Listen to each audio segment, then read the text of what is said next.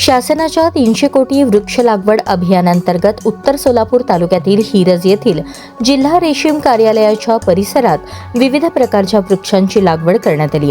यावेळी विद्यार्थी, अधिकारी, कर्मचारी, शेतकरी आणि पर्यावरण प्रेमींनी मोठ्या संख्येने सहभाग घेत एक पेड़ मां के नाम हा पर्यावरण संवर्धनाचा संकल्प केला।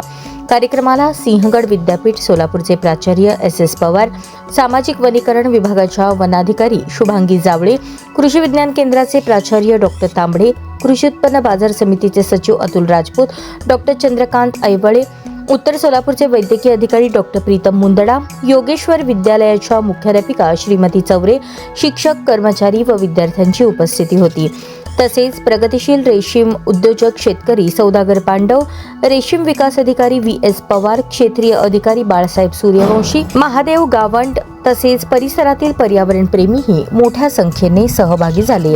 यावेळी प्राचार्य एस पवार आणि कृषी विज्ञान केंद्राचे प्राचार्य डॉक्टर तांबडे यांनी वृक्ष लागवडीचे महत्त्व, पर्यावरण संवर्धन आणि हरित भविष्यासाठी वृक्षांचे योगदान याविषयी मार्गदर्शन केले। कार्यक्रमाच्या शेवटी उपस्थितांनी एक पेड़ मां के नाम या उपक्रमांतर्गत वृक्ष संवर्धनाचा संकल्प केला।